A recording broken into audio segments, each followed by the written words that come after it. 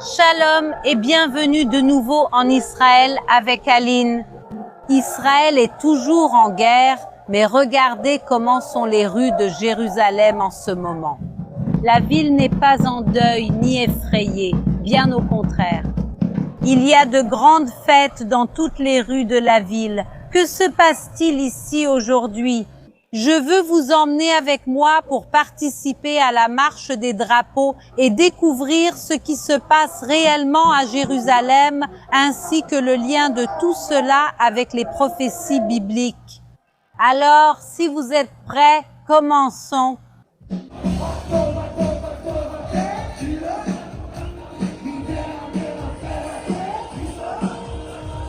Je viens aussi de recevoir un petit drapeau et la marche va bientôt commencer. Alors, venez avec nous pour voir ce qui se passe réellement aujourd'hui à Jérusalem et quel est le lien avec la Bible. Allons-y.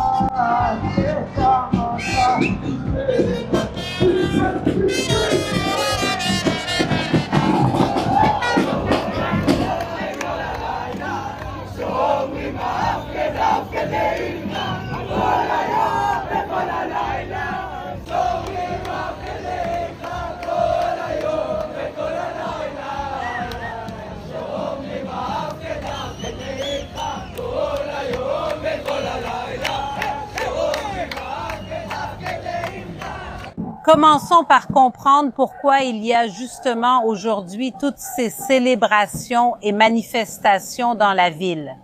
Aujourd'hui, c'est le 28e jour du mois d'Iyar selon le calendrier juif. Et c'est le jour de Jérusalem selon le calendrier que nous utilisons en Occident, le calendrier grégorien. La date varie d'une année à l'autre. Je vais aussi l'afficher ici à l'écran pour les années suivantes. Et le jour de Jérusalem célèbre la réunification de la ville. Cela rappelle un chapitre très difficile de la ville de Jérusalem. Tout le monde a déjà entendu parler du mur de Berlin. Mais combien d'entre vous ont déjà entendu parler du mur de Jérusalem? Pas les magnifiques murailles de la vieille ville, mais bien le mur qui existait exactement dans cette rue. En 1948, la Jordanie envahit cette région et ils prennent la moitié de Jérusalem, qui jusqu'alors était sous mandat britannique. Et la moitié de Jérusalem, toute l'autre partie de Jérusalem est restée aux mains de la Jordanie. Les gens sont ravis de débuter la marche et de vraiment entrer dans la vieille ville.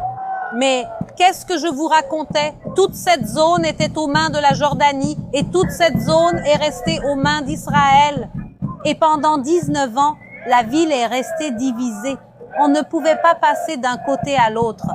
Et il y avait des fusillades constantes du côté jordanien vers Israël. Il était extrêmement dangereux de se trouver dans toute cette zone. Et après 19 ans, la ville a été réunifiée. Et c'est pourquoi jusqu'à aujourd'hui, la population de Jérusalem, et pas seulement de la ville, mais aussi des villes voisines, vient ici pour célébrer cet événement. Mais ce n'est qu'une petite partie de la véritable histoire de la journée de Jérusalem que je vais continuer à vous raconter pendant que nous marchons. Allons-y!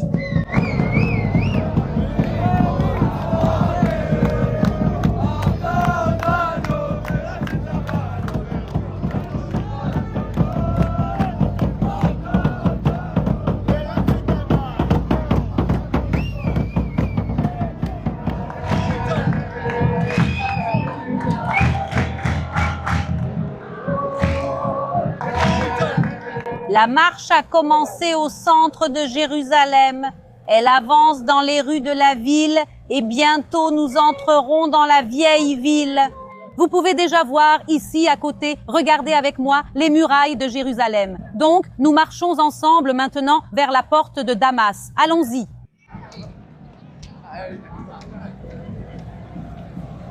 Et en regardant la marche des drapeaux, nous pouvons voir des échos prophétiques très forts.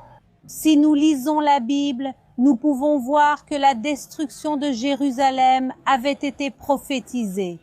Et cela s'est accompli en l'an 70 après Jésus-Christ avec la destruction de la ville et de son temple. Et le peuple d'Israël a été exilé de sa terre, mais De la même manière que les prophètes ont parlé de la destruction de la ville, ils ont aussi prophétisé la restauration de Jérusalem. Ils racontent comment Jérusalem serait à nouveau habitée, que le peuple d'Israël reviendrait sur sa terre et que les rues de la ville retrouveraient à nouveau la vie. Je les retirerai du milieu des nations et je les rassemblerai de tous les pays et je les ramènerai sur leur propre terre. Les prophètes ont parlé de la restauration de tout Israël, mais en particulier de la ville de Jérusalem. Ainsi parle le Seigneur, je reviendrai à Sion et j'habiterai à Jérusalem. Alors, Jérusalem sera appelée la ville de la vérité et la montagne du Seigneur des armées sera appelée la montagne sainte. Ainsi parle le Seigneur des armées, les vieillards et les vieilles reviendront s'asseoir sur les places de Jérusalem, chacun tenant sa canne à la main. À cause de leur grand âge, les rues de la ville seront remplies de garçons et de filles qui joueront. Et je crois que ces prophéties sont en train de s'accomplir de nos jours. C'est un processus qui a commencé en 1948 avec le début du retour massif du peuple sur sa terre. Et ce processus s'est intensifié encore plus à partir de 1967 avec la libération et la réunification de Jérusalem.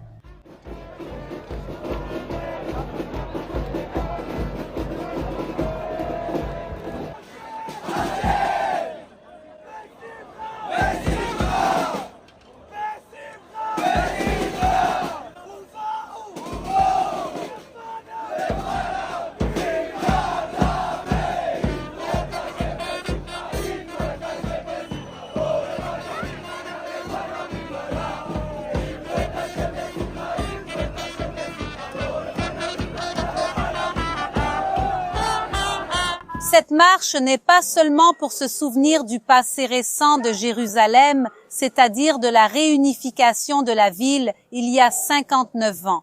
En effet, cette marche est là pour rappeler toute l'histoire biblique de Jérusalem, toute l'histoire principalement liée au peuple d'Israël. Une histoire qui a commencé il y a 3000 ans avec le roi David lorsqu'il est venu, a conquis Jérusalem et a fait de Jérusalem la capitale du peuple d'Israël, comme c'est le cas jusqu'à aujourd'hui. Je sais que beaucoup de gens diffusent de la désinformation, parfois involontairement ou intentionnellement. Mais parfois, on voit des gens dire que Tel Aviv est la capitale d'Israël et, en tant que personne qui vit ici en Israël, qui vit ici à Jérusalem, je peux vous assurer que la capitale est bien ici, dans cette ville. Je veux dire, ici se trouve le Parlement, les ministères, tout le gouvernement est ici. Donc, Jérusalem est la véritable capitale depuis l'époque du roi David jusqu'à aujourd'hui.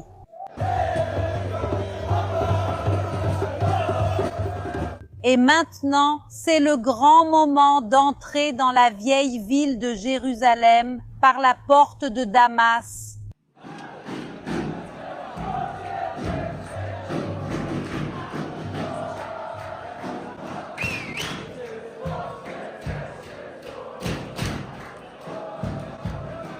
Et je veux que vous regardiez bien ce qui se passe autour de nous. Et voyez que malgré ces 2 dernières années et demie de guerre et de conflits, Jérusalem n'est pas découragée, ni en train de perdre sa foi. Oui, c'est vrai que la guerre n'est pas encore terminée, mais un peuple qui a prié pendant presque 2000 ans pour revenir dans sa ville ne va pas être ébranlé par quelque chose de temporaire. Et la Bible nous dit que Jérusalem reste centrale dans le plan de Dieu. Rien ne peut ébranler la foi des habitants de Jérusalem, même en période de guerre et de difficultés. Et nous devons continuer à faire ce que la Bible nous ordonne, continuer à prier pour la paix de Jérusalem.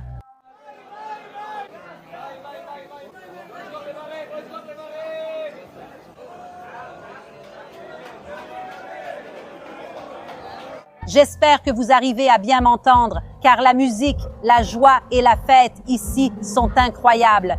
Vraiment, cela nous rappelle le passage biblique où, après que David ait conquis Jérusalem et en effet sa capitale, il apporte l'arche de l'Alliance à Jérusalem avec de la musique, de la danse et de la joie. Et vraiment, on voit le peuple, une fois de plus, monter avec de la musique et de la danse vers la ville et aussi beaucoup de bruit. Mais la marche a continué dans les rues de la ville, aussi bien dans la ville moderne que plus tard dans la vieille ville, et elle se termine par sa dernière et principale étape ici au mur des Lamentations. Et ce n'est pas un hasard. Le mur des Lamentations est un lieu extrêmement important. C'est une partie d'origine du complexe du second temple de Jérusalem qui a subsisté. Et nous sommes ici pour nous rappeler notre histoire, l'histoire biblique. Car la dernière fois que le peuple d'Israël a pu prier ici librement, c'était avant la conquête des Romains, il y a un peu plus de 2000 ans.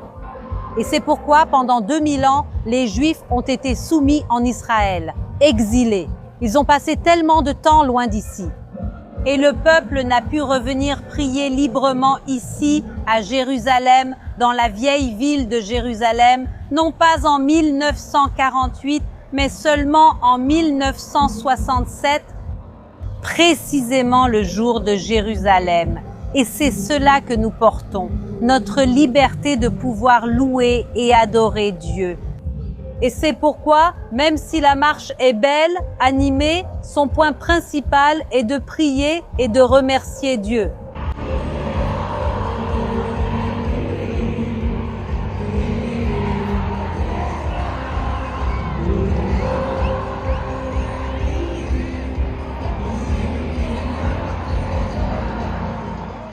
Quand le Seigneur a restauré la destinée de Sion, nous étions comme ceux qui rêvent. Et ce psaume a tout à fait raison. Pendant près de 2000 ans, retourner à Jérusalem semblait un rêve impossible. Pendant l'exil, il y a eu de très nombreuses persécutions, des massacres et même l'Holocauste. Toute logique indiquait qu'il serait impossible que les prophéties de la restauration d'Israël et de Jérusalem s'accomplissent. Mais regardez, nous voyons tout cela de nos propres yeux. Entre l'an 70 après Jésus-Christ et 1967, il s'est écoulé 1897 ans. Et même après tout ce temps, la parole s'est accomplie. Et non seulement l'ancienne ville a été restaurée, mais la ville s'est aussi développée bien au-delà des murs. Aujourd'hui, Jérusalem est la plus grande ville de tout Israël, avec plus d'1 million d'habitants. Et regardez ce que Zacharie a écrit il y a 2500 ans. Jérusalem sera habitée comme un village sans murailles à cause de la multitude d'hommes et d'animaux qui s'y trouveront. C'est impressionnant de voir l'énergie et la joie des gens. Ils sont ici depuis des heures et des heures à chanter. Vous pouvez voir qu'il commence même déjà à faire sombre. Et cette fête va vraiment continuer encore pendant des heures. Et nous allons y assister jusqu'à la fin, les amis. Et maintenant, nous allons descendre pour participer à la fête, comme le prophète Isaïe nous l'a dit. Réjouissez-vous avec Jérusalem et exultez à cause d'elle, vous tous qui l'aimez.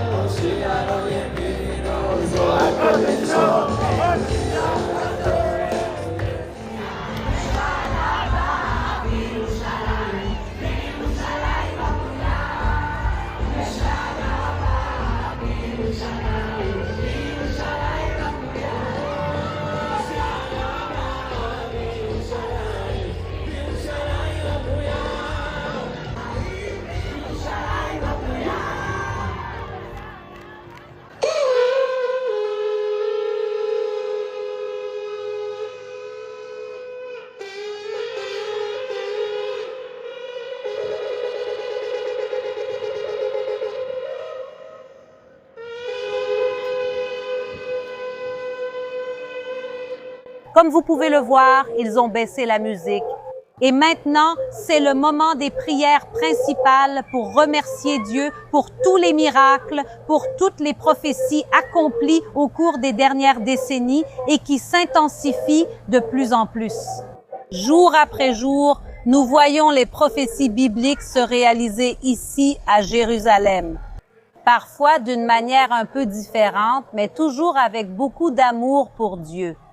Alors, j'espère que vous avez aimé notre vidéo un peu différente d'aujourd'hui et on se retrouve la semaine prochaine.